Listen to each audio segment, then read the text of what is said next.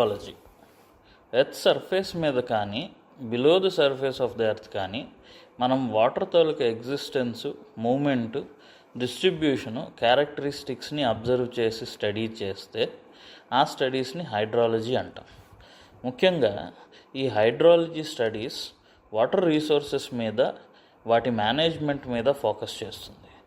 ఇప్పుడు మనం హైడ్రాలజీలో ఉన్న కీ ఆస్పెక్ట్స్ ఏంటో చూద్దాం. మొదటిది గ్రౌండ్ వాటర్, అంటే సాయిల్, రాక్స్లో స్టోర్ అయిన వాటర్, అంటే ఎర్త్ సర్ఫేస్ కింద వాటర్ గురించి స్టడీ చేయడం. రెండోది సర్ఫేస్ వాటర్, అంటే ఎర్త్ సర్ఫేస్ మీద వాటర్, ఫ్లో అవుతున్న వాటర్ గురించి తెలుసుకోవటం. మూడోది ప్రిసిపిటేషన్, అంటే అట్మాస్ఫియర్ నుంచి ఫాల్ అవుతున్న వాటర్, ఫర్ ఎగ్జాంపుల్ రెయిన్. నాలుగవది వాటర్ సైకిల్, అంటే ఒక ప్రాసెస్లో జరుగుతున్న evaporation, precipitation, run of and transpiration గురించి తెలుసుకోవటం. ఐదవది వాటర్ క్వాలిటీ, అంటే వాటర్ తాలూకా క్వాలిటీ రిలేటెడ్ క్యారెక్టరిస్టిక్స్ని తెలుసుకొని కావలసిన ట్రీట్మెంట్ చేయటం. ఇక హైడ్రాలజీ అప్లికేషన్స్ ఏ ఏరియాలో ఉంటాయో చూద్దాం. ఒకటి వాటర్ రీసోర్సెస్ మేనేజ్మెంట్, అంటే వాటర్ని ఎఫిషియెంట్గా డ్రింకింగ్కి, అగ్రికల్చరల్ పర్పసెస్కి, ఇండస్ట్రియల్ పర్పసెస్కి ఉపయోగించుకోవటం.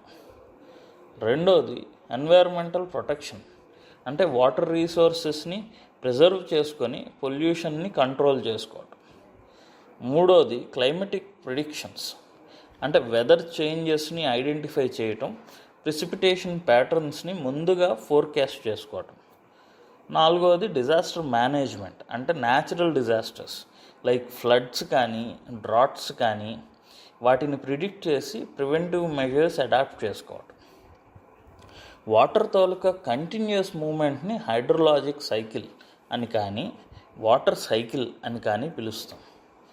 ఈ సైకిల్ వల్ల ఎర్త్ మీద హ్యూమన్ లైఫ్ కానీ, ఇంకేదైనా లైఫ్ కానీ ఎగ్జిస్టెన్స్లో ఉంది.